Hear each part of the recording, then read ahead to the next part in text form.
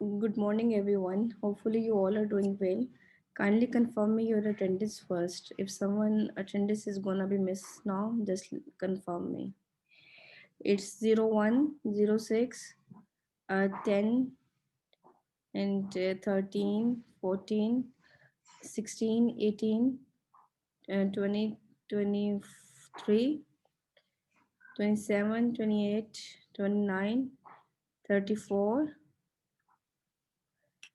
and then it's 40, 41, 42, 43, 44, 45, 46, 55। इसके अलावा किसी की अटेंडेंस है तो प्लीज मुझे बताइएगा। मैम 26।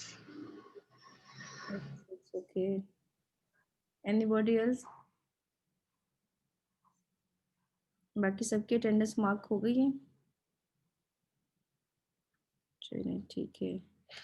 मैम 26। 26 की बेटा लगा दी है मैंने। 26 की अटेंडेंस लग गई, इसके अलावा बताएं। Okay ma'am. चलिए जी, ठीक हो गया। रिलेशनल अलजेब्रा हमारा आज का टॉपिक था। रिलेशनल अलजेब्रा सबको समझ आ रहा है? अगर कोई से रिलेटेड क्वेश्चन है तो आप मुझसे पूछ सकते हैं।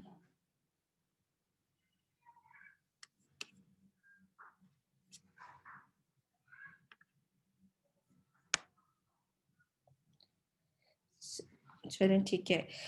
रिलेशनल अलजेब्रा से ही रिलेटेड हमारा जो है वो हमने उसके कुछ मेथड्स कर लिए, मैथमेटिकल एक्सप्रेशन डिस्कस कर लिए थे, लेकिन उनमें से मैंने आपको बताया था कि we have another very important topic related relational algebra, वो हमारे पास जॉइंस थे। ठीक है, जॉइंस आपके पास क्या होते हैं कि वैसे तो लेक्चर स्लाइड्स के अंदर we have discuss it, just I just go through with through the presentation, but I would like to explain you in detail कि व्हाट इज जॉइन। तो जॉइन जो है ये आपके पास रिलेशनल अलजेब्रा में को भी कवर करते हैं और आपके पास सीक्वल को भी कवर करते हैं, लेकिन रिलेशनल अलजेब्रा और सीक्वल के अंदर इनका सिंटैक्स जो होता है वो डिफरेंट होता है। ठीक है, आपको पता है कि सीक्वल एक इम्प्लीमेंटेशन लैंग्वेज है, तो लेकिन कॉन्सेप्ट जो है वो दोनों में सेम है। इसका जिस जिस कॉन्सेप्ट के लिए जिस तरह वो रिलेशनल अलजेब्रा में वर्क करता है, बिल्कुल उसी तरह से वो सीक्वल के अंदर वर्क करता है। हमें जॉइंट्स की जरूरत क्यों पड़ती है? जैसा कि नाम से जाहिर है कि when we need to find result from two और more than two tables, then we need joints. ठीक है, आपके पास आप ऑल्दो के समटाइम इंस्टेड ऑफ जॉइंट्स के आप जो है वो सब क्यूरीज यूज कर लेते हैं। सब क्यूरीज यूज की जा सकती हैं, लेकिन आपको पता है कि सब क्यूरीज जो होती हैं वो आपके पास एक लॉन्ग स्टेटमेंट बन जाती है। ठीक है, तो हम क्या करते हैं कि इंस्टेड ऑफ जो है वो यूजिंग द लॉन्ग क्यूरीज, हम जो है वो जॉइंट्स यूज कर लेते हैं अपने रिजल्ट को आइडेंटिफाई करने के लिए। ठीक है, अगर मैं आपसे सिंपल एग्जांपल्स लूँ regarding the okay how we use joints, तो let me open my whiteboard first. आपके पास अगर सिंपल कहा जाए कि लाइक कि आपने किसी आपके पास एक टेबल है एम्प्लॉय का, और आपसे कहा जाए कि आपने ड्रेस जो है उस एम्प्लॉय का फाइंड करना है जिसका नेम जो है वो आपके पास लाइक के अली है, तो आपके लिए वो एक टेबल से जो है वो आइडेंटिफाई करना बहुत इजी होता है। आप क्या करते हो, सिंपली आप उसमें आप उसको कह देते हो कि वो आपको ड्रेस सेलेक्ट करके लाए। ठीक है, फ्रॉम आप उसके बाद टेबल का नेम लिखते हो, और वेयर लिख का कीवर्ड लिखने के बाद आप वहां पे कंडीशन अप्लाई कर देते हो कि जिसका नेम जो है वो इक्वल टू अली हो, तो आपके पास जो है वो उसका एड्रेस जो है वो निकल के आ जाता है रिजल्ट आउटपुट के अंदर। तो ये तो आपके पास सिंपल वे है किसी भी एक टेबल को सॉल्व करने का। लेकिन अगर आपके पास क्वेश्चन इस तरीके से हो जिसके अंदर दो या दो से ज्यादा टेबल जो है वो इन्वॉल्व हो रहे हो, तो फिर आपके पास सिंपल स्टेटमेंट जो है वो वर्क नहीं करती है। फिर आपको वहां पे दो टेबल्स को रिलेट करवाने के लिए जॉइन की जरूरत पड़ती है। ठीक है, जॉइन जो होते हैं वो आपके पास सेम रूल के ऊपर ही अप्लाई रूल के ऊपर ही वर्क करते हैं कि लाइक आपके पास जो है वो दोनों टेबल्स में से जिसको आप ज्वाइन करना चाह रहे हैं एक एट्रीब्यूट जो है वो कॉमन हो। ठीक है, जिस तरह हमने पीछे बाकी रिलेशनल अलजेब्रा के अंदर पढ़ा है, ठीक है। दूसरा आपके पास जो जॉइन वर्क करने का फार्मूला है, जब भी आपने जॉइन लगाना है तो उसके अंदर आपके पास एक तो क्रॉस प्रोडक्ट इन्वॉल्व होती है, ठीक है। क्रॉस प्रोडक्ट के साथ जो आप सेकंड यूज़ करते हैं मेथड, वो आपके पास सिलेक्शन का होता है। किसी को याद है कि सिलेक्शन के में आप क्या करते हैं? क्या करते होते थे हम सिलेक्शन के अंदर?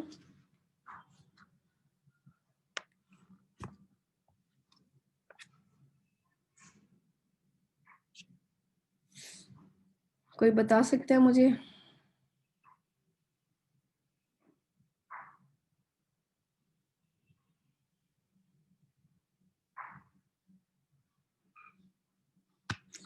क्लास क्या हो गया? आपने रिलेशनल अलजेब्रा के 5-6 मेथड्स पढ़े हैं और आपको सिलेक्शन हमने बिल्कुल सेकंड के ऊपर किया था। आपको याद नहीं है कि सिलेक्शन के अंदर आप कौन सा जो सिलेक्शन ऑपरेशन है वो क्या काम करता है?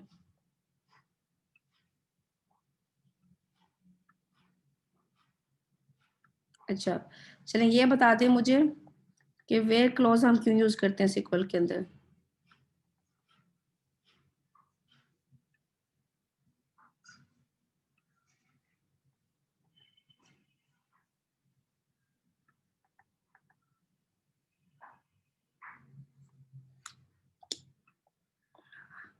तो आप SQL लर्न कर रहे हैं ना MySQL, आप वहाँ पे वेयर कंडीशन कब लगाते हैं?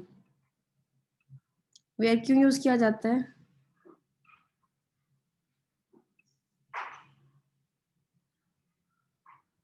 मुझे लगता है कि आप साथ-साथ पढ़ नहीं रहे हैं।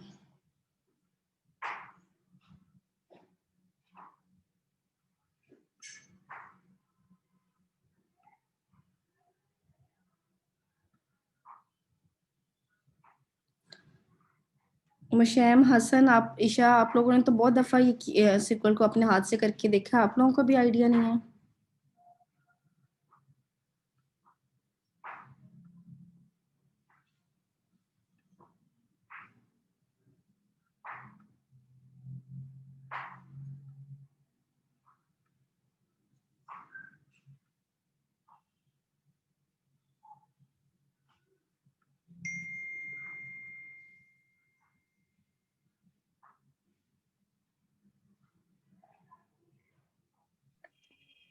अस्सलाम वालेकुम मैम।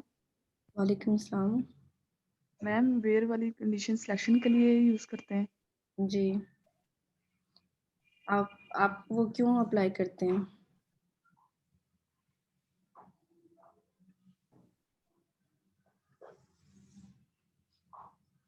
हम वेयर तो लगाते हैं बेटा, लेकिन क्यों लगाते हैं, मैंने ये पूछ रही हूँ। मैम सिलेक्ट करने के लिए जो हमने प्रोजेक्शन में कोई भी क्वेरी दी होती है। हाँ जी, वो उसके लिए तो हमने सिलेक्ट करने के लिए तो हमने प्रोजेक्शन यूज़ कर लिया, ठीक है। कंडीशन के लिए हम आपने ठीक कहा कि हम सिलेक्शन में कंडीशन लगाते हैं, ठीक है। कंडीशन क्यों लगाते हैं? क्या क्या हमारी वो रिक्वायरमेंट होती है, या हम अगर उसको ना भी लगाएँ तो हमारा गुज़ारा हो जाता है? क्या करती है कंडीशन क्लॉज़ जो है? मैम लगानी पड़ती है, रिक्वायरमेंट होती है हमारी कि हमने वहाँ से वो चीज़ लेके आनी है। ठीक है। यानी कि जैसा कि अभी मैंने आपको हालाँकि बिल्कुल स्टार्ट में जो है वो एग्ज़ाम्पल दी कि हमने मिसाल के तौर पे कहा कि हमें अली का जो है वो एड्रेस फाइंड हमें उसका एड्रेस फाइंड करके ला के दें, जो कि आपके पास जो है वो जिसका फर्स्ट नेम अली हो। तो आपके पास आप फर्स्ट नेम जिसका एम्प्लॉयी नेम अली है, उसका आपने एड्रेस फाइंड करना था, तो आप डेफ़िनेटली जो अपनी कंडीशन है, वो आप कंडीशन के लिए जो है वो एक कीवर्ड यूज़ करते हैं वेयर का, ठीक है? जो काम वेयर जो है वो SQL के अंदर करते हैं, बिल्कुल वैसे ही हम जो है वो रिलेशनल अलजेब्रा के अंदर सिलेक्शन को यूज़ करते हैं, जो कि हमारी कंडीशंस को फुलफिल करता है, ठीक है? क्लास अपना साथ-साथ लेक्चर्स प्रिपेयर किया करें, अगर आपको पीछे कॉन्सेप्ट क्लियर नहीं होंगे तो आप आगे कैसे वर्क करोगे? चलें, एनी हो, मैं आप मेरे आप आपके सामने मैंने 2 टेबल ड्रा कर रही हूँ, ठीक है। एक हमारे पास एम्प्लॉय का टेबल है और एक हमारे पास जो है वो डिपार्टमेंट का टेबल है। एम्प्लॉय के टेबल के अंदर हमारे पास जो है वो डिपार्टमेंट का नंबर है, ठीक है। मैं शॉर्ट एब्रिविएशन यूज कर रही हूँ, आप याद रखिएगा। ये डिपार्टमेंट का नंबर है। ये आपके पास सेकंड एट्रीब्यूट जो है ये आपके पास डिपार्टमेंट का नेम है। और थर्ड एट्रीब्यूट के अंदर हम जो है वो दोबारा से एम्प्लॉय नंबर रख लेते हैं, क्योंकि मैंने आपको बताया कि हम दो टेबल्स को तभी ही ज्वाइन कर सकते हैं जब वो हमारे पास क्या हो, उनका एक एट्रीब्यूट कॉमन हो। अगर आपके पास एक एट्रीब्यूट कॉमन नहीं है तो आप उसको, आपके लिए वो करना जो है वो मुश्किल हो जाएगा, उसको उनको ज्वाइन करना, ठीक है। सॉरी, इसको हम 1 2 3 करेंगे तो ये एम्प्लॉय नंबर के साथ मैच कर जाएगा। Let me do that.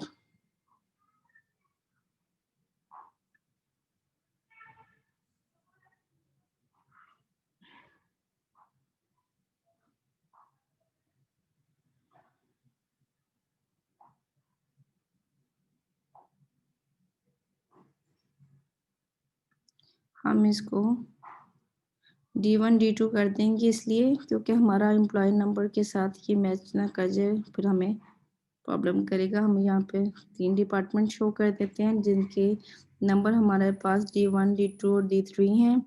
और डिपार्टमेंट नेम हमारे पास लाइक एक हमारे पास फॉर एग्जांपल HR डिपार्टमेंट है, एक हमारे पास IT का लगा लेते हैं, और एक हमारे पास जो है वो मार्केटिंग का है। मैं मार्केटिंग का शॉर्ट एब्रिविएशन लिख देती हूँ,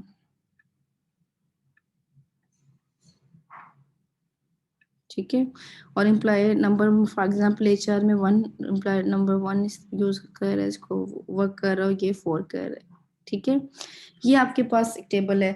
जॉइन आपके पास जो है मोस्टली जो है वो उसमें 4-5 तरह के होते हैं, जिसके अंदर आपके पास क्रॉस जॉइन आता है, नेचुरल जॉइन आता है, कंडीशनल जॉइन आता है, इक्वल जॉइन आता है, सेल्फ जॉइन आता है, और लास्टली आउटर जॉइन आते हैं। आउटर जॉइन के अंदर भी आपके पास फिर नेक्स्ट जो है वो 3 तरह के जॉइंट्स हैं। आपके पास लेफ्ट है, राइट है, और आपके पास फुल जॉइन है। सबसे पहले हम नेचुरल जॉइन को डिस्कस करते हैं। आपको ऊपर मैंने इसका रूल बता दिया कि नेचुरल जॉइन जो है वो वर्क करते हैं आपके पास। उसके अंदर सबसे पहले आप क्रॉस प्रोडक्ट करते हैं, फिर आप उसके अंदर कंडीशंस अप्लाई करते हैं। आपके पास अगर क्वेश्चन है कि लाइक आपने एम्प्लॉय नेम फाइंड करना है who is working in a department, तो आप अगर सिंपल इसको सीक्वल के अंदर लिखेंगे तो आप कह देते हैं कि select e name from the employ department. अच्छा, मैं नीचे डिपार्टमेंट्स नेम लिख दूं, ये वेयर इसका नेम नहीं है, इसका नेम एम्प्लॉय है, ठीक है। और आपके पास इसका नेम जो है ये आपके पास डिपार्टमेंट है, ठीक है। दो आपके पास टेबल हैं, एक आपके पास एम्प्लॉय का टेबल है और एक आपके पास डिपार्टमेंट का टेबल है। आप सीक्वल के अंदर तो सिंपल क्या लिखेंगे कि सिलेक्ट ई नेम, किससे सिलेक्ट करना है, एम्प्लॉय के टेबल से, फ्रॉम एम्प्लॉय, ठीक है।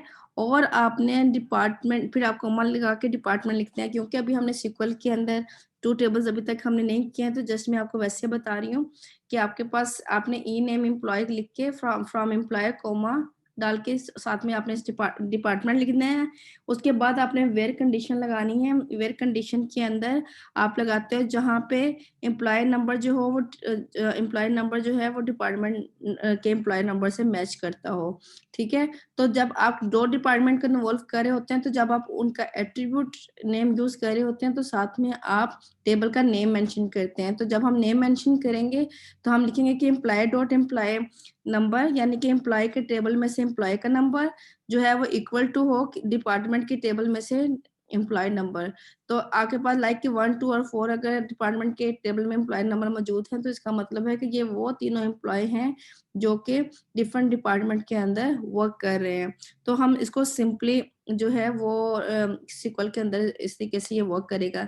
लेकिन जब ये बात आ जाती है रिलेशनल अलजेब्रा की, तो रिलेशनल अलजेब्रा में क्या करते हैं हम, रिलेशनल अलजेब्रा के अंदर हम सबसे पहले क्रॉस इनको ज्वाइन करने, दो टेबल्स को ज्वाइन करने के लिए क्रॉस प्रोडक्ट करेंगे। क्रॉस प्रोडक्ट याद है आपको कि कैसे हम करते थे? आप चाहें तो क्रॉस प्रोडक्ट के अंदर सारे टेबल ले लें और सारे एट्रीब्यूट्स ले लें, और चाहें तो जिनकी आपको जरूरत है वही ले लें।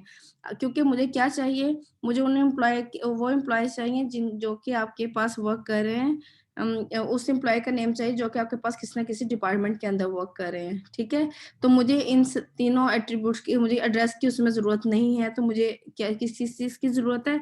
मुझे एम्प्लॉय नंबर की जरूरत है, मुझे एम्प्लॉय नेम की जरूरत है, मुझे डिपार्टमेंट नंबर की जरूरत है, और मुझे एम्प्लॉय नंबर जो डिपार्टमेंट का है उसकी जरूरत है। तो आप जब भी क्रॉस प्रोडक्ट करते हैं, आप चाहें तो पूरे एट्रीब्यूट्स लिख लें, चाहें तो आपको जिनकी जरूरत है वो लिख लें। लेकिन क्या वो मुझे कोई कंफर्म कर सकता है कि वो आपके पास कॉलम के ऊपर हम क्रॉस प्रोडक्ट करते हैं, अप्लाई करते हैं, या टपल्स पे करते हैं?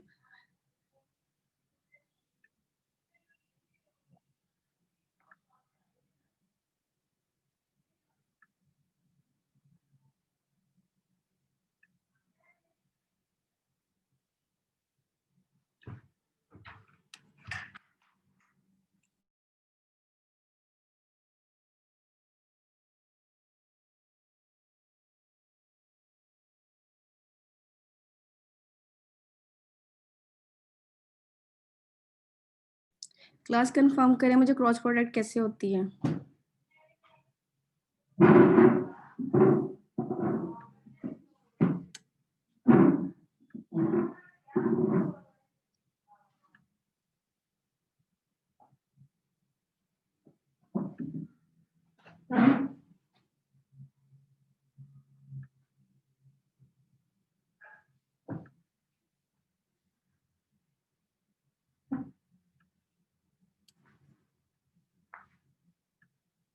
मैम कॉलम तो एट्रीब्यूट और टपल्स पे लगेगा। हाँ जी, ठीक है, गुड। तो कोई मुझे टेबल फिल करवा देगा क्रॉस प्रोडक्ट करके कैसे इसके रिजल्ट्स आते हैं? आपने नोटिस किया कि मैंने सिर्फ एम्प्लॉय नंबर लिया, एम्प्लॉय नेम लिया, डिपार्टमेंट नंबर लिया और उसका एम्प्लॉय नंबर लिया। ये वाला मैंने कॉलम उठाया, एट्रीब्यूट उठाया, और ये वाला उठाया, और इधर से ये दोनों उठा लिए, ठीक है। उसकी रीजन क्या है? क्योंकि मुझे इन ना मुझे ड्रेस की जरूरत थी, ना मुझे डिपार्टमेंट नेम की जरूरत थी, तो मैंने इतना बड़ा टेबल बनाने की जो है वो ट्राई नहीं किया। तो so how we do cross product, can anybody explain me? आप मुझे ये टेबल फिल करवाएगा कोई क्लास में से?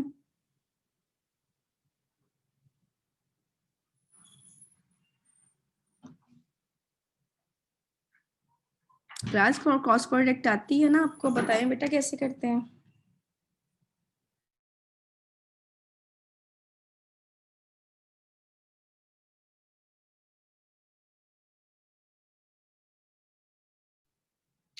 Class very simple. आपने क्या करना है, आपने इसकी फर्स्ट टपल को उठाना है, ठीक है। आपके पास 1 था और आपके पास अली था, ठीक है। आपने अली को उठाया और आपने इसको क्या करना है, आपने दूसरी टेबल के तीनों टपल्स के साथ उसको राइट करना है, ठीक है।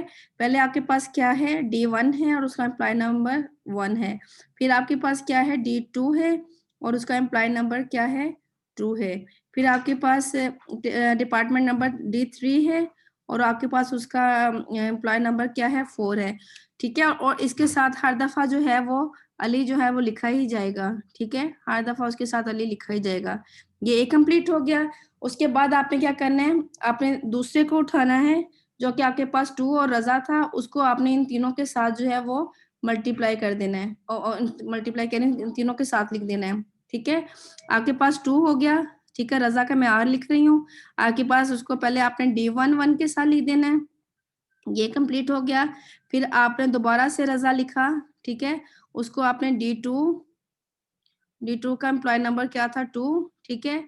इसके बाद आपके पास D3 आ गया। D3 का एम्प्लॉय नंबर क्या था आपके पास, 4, ठीक है। और यहाँ पे आपके पास हर दफा रजा जो है वो साथ में एज इट इज आ गए। फिर आपने क्या किया, फिर आपने हसान उठाया नंबर 3 पे, ठीक है। आपने 3 को, हसान को जो है उसको D1 के साथ लिखा, ठीक है। उसको D2 के साथ लिखा आपने, और उसको आपने D3 के साथ लिखा, ठीक है, और साथ में इनके एम्प्लॉयज नंबर आगे 1, 2 और 4।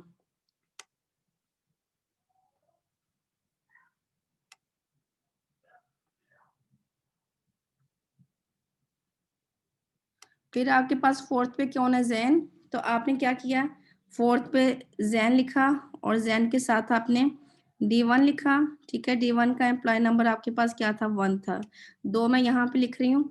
फिर आपने दोबारा से जैन को उठाया और उसको जो है वो नेक्स्ट D2 के साथ लिख दिया और D2 का जो है वो आपके पास एम्प्लॉय नंबर 2 था। फिर आपने जैन को यूज किया और आपके पास उसको डिपार्टमेंट नंबर D3 के साथ लिख दिया और आपके पास उसका एम्प्लॉय नंबर 4 था। इसमें क्या मुश्किल थी, ठीक है। आपके पास अब क्रॉस प्रोडक्ट में नेक्स्ट प्रोसीजर क्या होता है हमारे पास, नेक्स्ट क्या करते हैं बेटा हम क्रॉस प्रोडक्ट में,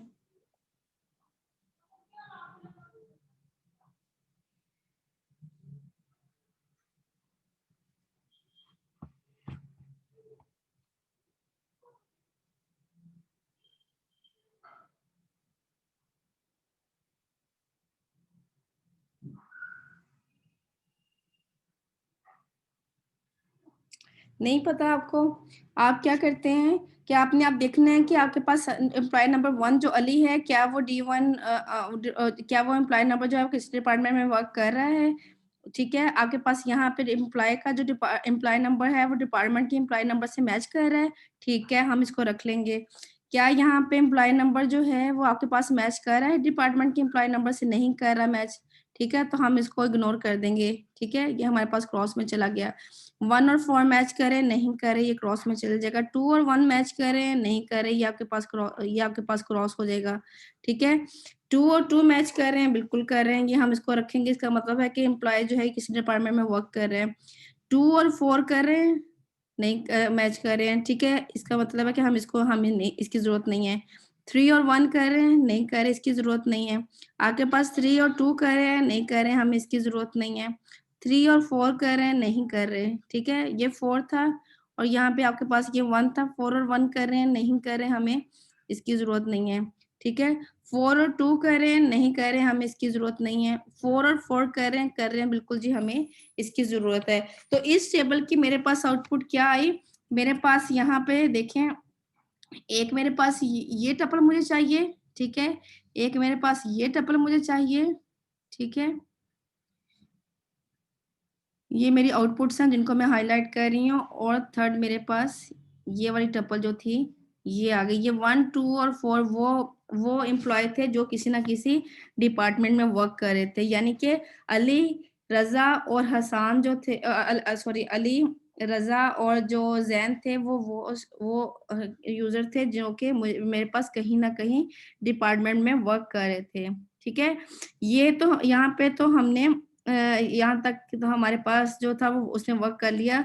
अब हम क्या करेंगे कि हम ये देखेंगे कि आपके पास आपको वो ई नेम यूज करने हैं जो कि किसी ना किसी डिपार्टमेंट में वर्क करें, सिर्फ आपको एम्प्लॉय नेम चाहिए।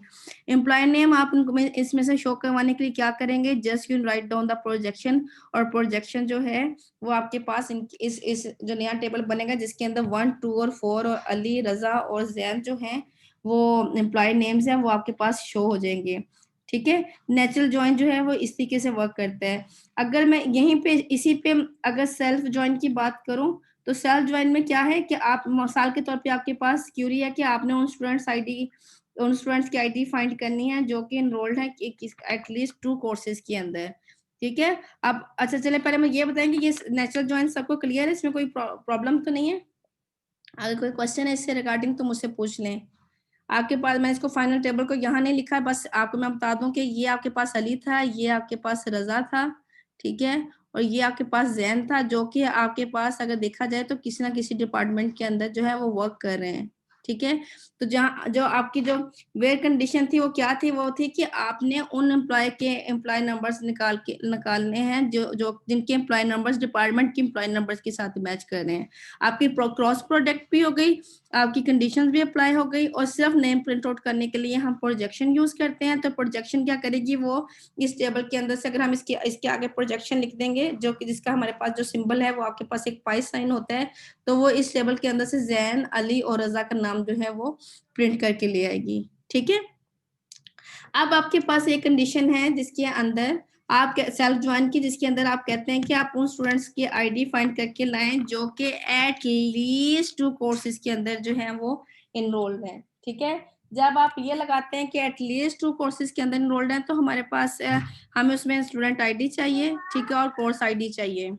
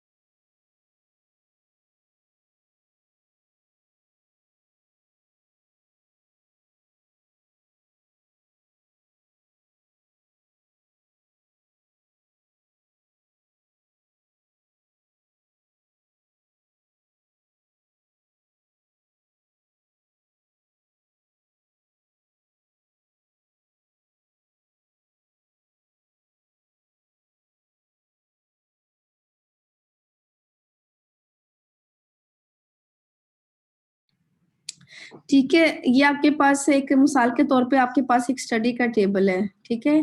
इस स्टडी के टेबल के अंदर आपके पास जो है वो आपके पास स्टूडेंट्स आईडी है, कोर्स आईडी है, और उनका ईयर ऑफ रजिस्ट्रेशन है। ठीक है। अगर आप देखें तो यहाँ पे हमारे पास जो है ये student ID definitely as a foreign key work कर रही है, क्योंकि हमने कोर्स आईडी और स्टूडेंट आईडी का जो डाटा है वो कहाँ से लिया होगा, बता सकता है? ये डेफिनेटली इसका एक और टेबल कोई होगा जो कि आपके पास स्टूडेंट के नेम से होगा। ठीक है। उस स्टूडेंट के टेबल में से हमारे पास वहां पे एक स्टूडेंट आईडी जो है वो एक एट्रीब्यूट होगा जिसके अंदर वो एज अ प्राइमरी की वर्क कर रहा था। ठीक है। तो वहां से हमने यहाँ पे एक स्टडी के टेबल में इसको कॉल कर लिया जो कि आपके पास एस आई डी के नाम से और as a foreign key work कर रहे हैं। ठीक है। और इसी तरह आपके पास डेफिनेटली कोर्स आईडी भी हमने किसी और टेबल से, ऐसे कोर्स की टेबल से ली होगी जिसके अंदर आपके पास कोर्स का आईडी और उसका जो है वो कोर्स नेम मौजूद होगा। ठीक है। तो आपके पास ये एक स्टडी का टेबल, अगर आपको याद हो तो मैंने आपको बताया था कि अगर आपके पास एक से ज्यादा, क्योंकि ये भी आपके पास यूनिक आइडेंटिफाइड नंबर है, ये भी है, ये एज आपके पास फॉरेन की वर्क कर रहा है, लेकिन बेसिकली आपके पास जो बाकी कीज होती हैं वो उनको हम कंपोजिट की कहते हैं। ठीक है। जब आपके पास एक से ज्यादा की जो है वो एज अ प्राइमरी की वर्क कर रही होती हैं, तो कंपोजिट प्राइमरी की जो होती हैं उसका मतलब है कि आपके पास द टेबल हैज 2 और मोर देन 2 प्राइमरी कीज। ठीक है। तो इन जनरल वी नो, अगर आपसे मैं सिंपली पूछूं कि आपको C1 C2 से अंदाजा हो गया कि हमारे पास यहाँ पे 2 ही कोर्सेज हैं, हमारे पास क्वेश्चन क्या था, क्वेश्चन हम, अच्छा क्लास, मेरे टाइम जो है वो खत्म हो रहा है सेशन का, kindly join me with another link. Thank you so much.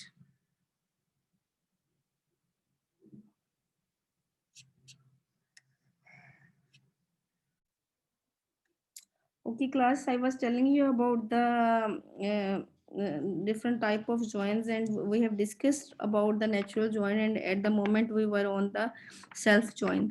तो मैंने आपको बताया सेल्फ join जैसा कि नाम से ही शो है, ये सेल्फ मीन क्या, टेबल हो join with itself, ठीक है। itself मतलब कि आपके पास यहाँ पे स्टडी का टेबल है जो बेसिकली आप जब उसकी क्रॉस प्रोडक्ट करेंगे, तो हमने क्रॉस प्रोडक्ट में ये पढ़ा था ना कि या तो आप ये बिटवीन द टू टेबल्स होती हैं, या ये खुद अपने टेबल के साथ भी जो है वो क्रॉस प्रोडक्ट कर लेती हैं। लेकिन अपने टेबल्स के साथ कैसे कि आपके पास वही टेबल हम जो है वो 2 दफा राइट कर लेते हैं, ठीक है। अगर स्टडी का टेबल है तो स्टडी का table will be right by 2 times, so that we can create a cross products for that. तो आप इस स्टडी के टेबल के अंदर मैंने आपको बताया था अभी तक कि आपके पास स्टूडेंट आईडी भी डेफिनेटली हमने स्टूडेंट की टेबल से ड्रॉ की होगी, और आपके पास कोर्स आईडी जो है वो भी हमारे पास कहीं ना कहीं कोर्स के टेबल से हमारे पास आई थी। तो अब इस स्टडी के टेबल को फॉर एग्जांपल जो है वो उसकी मुझे क्रॉस प्रोडक्ट करनी है, तो क्योंकि ये एक ही टेबल है मेरे पास, तो मैं इसको अलाइज कर देती हूँ, जिसके मैं मिसाल के तौर पे मैं इसे कहती हूँ कि ये मेरे पास I1 है, ठीक है। I1 एक स्टडी का टेबल I1 है, और एक मेरे पास स्टडी का टेबल जो है वो I2 है, ठीक है। बेसिकली क्या है, यही वो टेबल है जिसको मैं 2 दफा कर रही हूँ। मेरे पास कंडीशन क्या थी कि आपने क्या फाइंड करना था, आपने स्टूडेंट्स आईडी के नेम्स फाइंड प्रिंट करके लेके आने थे, जो कि किस एटलीस्ट जो है वो दो कोर्स के अंदर जो थे वो इनरोल्ड हो, ठीक है। तो ये मेरे पास I1 I2 या इसको T1 T2 एनी हो, कोई भी आप उसको लाइस कर सकते हैं। लाइस होता है कि आप टेम्परेरी शॉर्ट नेम दे दें किसी को, ठीक है। तो क्रॉस प्रोडक्ट मैं टेबल प्रॉपर्ली ड्रा नहीं करूंगी, टेक्स्ट टाइम। तो आपके पास मुझे क्या चाहिए, मुझे सारे टेबल की जरूरत नहीं है, क्योंकि सिंस कंट्रीब्यूट मुझे नहीं चाहिए। मुझे जरूरी जो है वो स्टूडेंट आईडी और उनके कोर्स आईडी है, तो I will just take that. आपने क्या करना है कि हमारे पास फॉर एग्जांपल टेबल 2 टाइम्स है, तो आपने क्या करते हैं कि एक ही टप्पल को लेके दूसरे टेबल की सारी टप्पल्स के साथ जो है वो राइट करते हैं, ठीक है। आपके पास यहाँ पे सबसे पहले मेरे पास लिखा जाएगा S1, और उसके साथ मैं लिखूंगी C1, ठीक है। आपके पास वो यही मेरे पास दूसरा टेबल है, तो एक दफा S1 C1 के साथ लिखा जाएगा, एक दफा S2 C2 के साथ लिखा जाएगा, और एक दफा S1 और C2 के साथ लिखा जाएगा। तो आपके पास पहले मैंने इसको लिखा है S1 और C1 के साथ, फिर मैंने नेक्स्ट टाइम इसको लिखा S2 और C2 के साथ, और थर्ड टाइम मैंने इसको लिखा S1 और C2 के साथ, ठीक है। और यहाँ पे मेरे पास जो है ये पहली टप्पल जो है फर्स्ट टेबल की वो एज इट इज आ गई, ठीक है। ये मैं क्रॉस प्रोडक्ट कह रही हूँ, क्योंकि मैंने आपको बताया कि जो आपके पास जॉइंस होते हैं उसमें आपने सबसे पहले क्रॉस प्रोडक्ट लगाने का ऑपरेशन अप्लाई करना है, और दूसरे टाइम में आपने सिलेक्शन लगानी है, ठीक है। तो अब आपके पास नेक्स्ट फिर आपके पास ये टप्पल आ गई जो कि आपके पास S2 और C2 की थी, ठीक है। आपने S2 C2 को एक दफा S1 C1 के साथ लिखना है, ठीक है। एक दफा आपने इसको S2 और C2 के साथ लिखना है, ठीक है। और एक दफा आपने इसको S1 और C2 के साथ लिखना है, ठीक है। और यहाँ पे ये वाली टपल जो है ये मेरे पास एज इट इज ही राइट होगी 3 टाइम्स। फिर आपके पास ये थर्ड टपल आ गई S1 और C2 की, ठीक है। S1 और आपके पास C2 थी, और आपके पास दूसरी साइड के ऊपर एक दफा ये आपके पास S1 C1 के साथ राइट होगी, एक दफा ये आपके पास S2 और C2 के साथ राइट होगी, और एक दफा ये आपके पास S1 और C2 के साथ राइट होगी। तो ये आपके पास क्रॉस प्रोडक्ट करके जो फाइनल टेबल था वो ड्रा हो गया, ठीक है। हम आगे नेक्स्ट क्या करते हैं, हम कहते हैं कि आपके पास अगर तो आपके पास स्टूडेंट आईडी जो है वो, क्योंकि हमें क्या चाहिए था, हमें स्टूडेंट आईडी वो चाहिए थी जो कि आपके पास कोर्सेज पढ़ रही सारे कोर्सेज पढ़ी है, तो आपके पास S1 था, और इधर से हम क्या दूसरे ये आपके पास एक टेबल था, ठीक है। ये आपके पास दूसरा टेबल था, तो दूसरे के हमने कोर्स आईडी के साथ मैच करना है, ठीक है। आपके पास S1 C1 एक सेकेंड,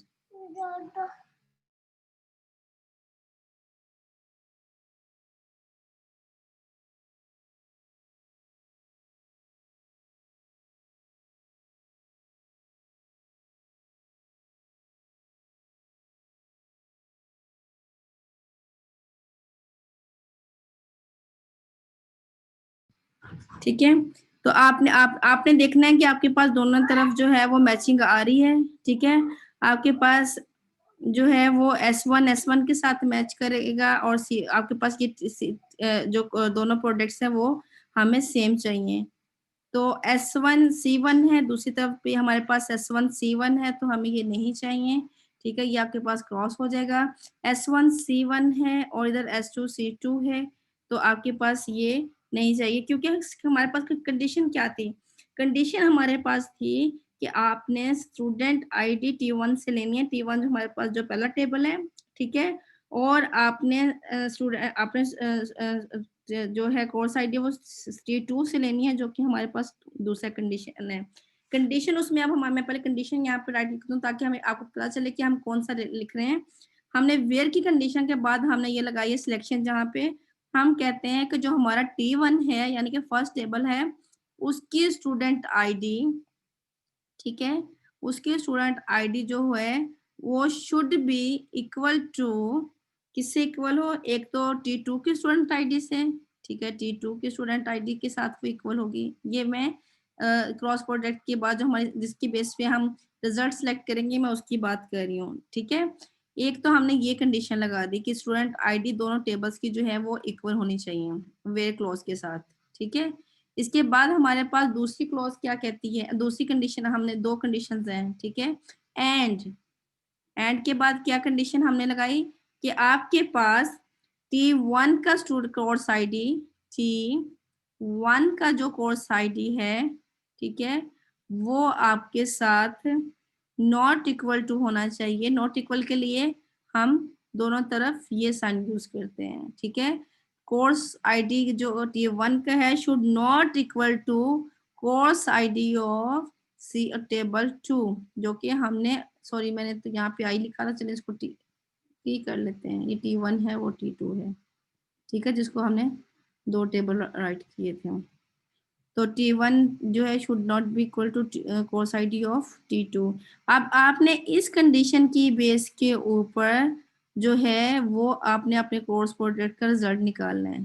ठीक है, अब देखें, सबसे पहली कंडीशन देखते हैं कि क्या S1 S2 के इक्वल है। जी बिल्कुल, S1 S2 के इक्वल है। क्या C1 और टेबल 1 का course ID should not be equal to course ID of जो है वो टेबल 2 के। लेकिन ये दोनों जो थे ये हमारे पास सेम थे, इसलिए हमें इनकी जरूरत जो है वो नहीं है। ये दोनों भी सेम नहीं होने चाहिए। स्टूडेंट आईडी सेम होने चाहिए, कोर्स सेम नहीं होने चाहिए। स्टूडेंट आईडी सेम है, पहली कंडीशन ही रॉन्ग हो गई, इसकी भी हमें जरूरत नहीं है। स्टूडेंट आईडी सेम है, बिल्कुल सेम है। क्या कोर्स आईडी जो है वो आपके पास नॉट इक्वल है? दूसरी कंडीशन जब हमने चेक की ये वाली, तो हाँ जी नॉट इक्वल है, तो हमें ये वाला टपल चाहिए, हमने इसको सेपरेट कर लिया। ठीक है, ये टपल निकल गया था हमारा। नेक्स्ट आपके पास क्या स्टूडेंट, पहली कंडीशन चेक होगी, क्या स्टूडेंट आईडी के इक्वल है? स्टूडेंट आईडी स्टूडेंट की इक्वल नहीं है, तो ये आपके पास निकल गया, पहली कंडीशन रॉन्ग हो गई। क्या स्टूडेंट आईडी की इक्वल है? बिल्कुल स्टूडेंट आईडी की इक्वल है। And course ID should not be equal to course ID, course ID should not be equal to course ID, लेकिन ये तो दोनों C2 हैं, तो ये भी हमें नहीं चाहिए। क्या S2 S1 के इक्वल है? नहीं इक्वल है, ये कंडीशन भी हमारी जो है ये यहाँ से निकल गई। S1 S1 की इक्वल है? बिल्कुल इक्वल है। क्या दोनों कोर्स आईडी जो है वो नॉट इक्वल है? दोनों कोर्स आईडी नॉट इक्वल है, तो ये हमारे पास जो क्यू है वो हमें टपल चाहिए। ठीक है, दो टपल्स हो गए हमारे पास। नेक्स्ट आपके पास चेक करें, S1 S2 के इक्वल है, S1 S2 के इक्वल नहीं है, तो ये आपके पास निकल जाएगा। क्या S1 S1 के इक्वल है? बिल्कुल इक्वल है। क्या कोर्स आईडी डिफरेंट है? कोर्स आईडी भी सेम है, इसलिए हमें ये भी जो है ये नहीं चाहिए था। तो अब आपके पास सिंपल इसका जो आंसर आया आउटपुट का, वो मैं इधर लिख रही हूँ। आपके पास आउटपुट आई S1, let me take another pen. ठीक है, कोर्स अब आपके पास यहाँ पे आउटपुट आई S1 C1, ठीक है, और S1 C2, ठीक है, और दूसरी साइड पे आपके पास एक और दूसरी जो टपल हमारे पास आई वो S1 C2 और आपके पास S1 C1 है। ठीक है, तो आपके पास आउटपुट आई। ये वो स्टूडेंट है जो हमें वो स्टूडेंट कौन सा चाहिए था, हमें उसका सिर्फ नेम चाहिए था, वो नेम जो कि आपके पास कोर्स पढ़ा। तो टेबल हमने नेम के लिए आपको पता है कि हम क्या करते हैं, हम प्रोजेक्शन लगा देते हैं। तो हम क्या करेंगे कि आपके पास अब आपको दोनों टेबल्स की जरूरत नहीं है, आप उसको सेम टेबल के लिए भी लगा सकते हैं। You just need to write the select लिखने के बाद आपने क्या करना है कि आपको T1 मिसाल के तौर पर टेबल है तो उसकी आपने स्टूडेंट आईडी प्रिंट करवा देनी है। तो स्टूडेंट आईडी प्रिंट करवाने से आपके पास इसका जो आउटपुट आएगी वो आपके पास टेबल की आउटपुट होगी S1। तो S1 आपके पास वो स्टूडेंट आईडी थी जो कि आपके पास दोनों कोर्सेज पढ़ी थी, C1 भी कोर्स पढ़ी थी और C2 कोर्स भी पढ़ी थी। तो S1 जो है देखें आपके पास यहाँ पे भी S1 ही रह गया था हमारे पास। तो S1 वो स्टूडेंट्स थे जो कि दोनों कोर्स पढ़ रहे थे। तो इस तरीके से हमारे पास सेल्फ ज्वाइन जो है वो वर्क करता है। अनफॉर्चुनेटली मुझे टेबल ड्रा करने में, एक्सप्लेन करने में इतना टाइम लग जाता है कि मैं हर रोज सोचती हूँ कि आज मैं ये रिलेशनल अलजेब्रा खत्म कर दूंगी, लेकिन हमारा रिलेशनल अलजेब्रा रह जाता है। चलिए, आपके लेक्चर का टाइम ओवर हो रहा है। Definitely you people have another class. अगर आपको आज के लेक्चर में कोई क्वेश्चन पूछने हैं तो आप पूछ सकते हैं। अस्सलाम वालेकुम मैम। वालेकुम सलाम।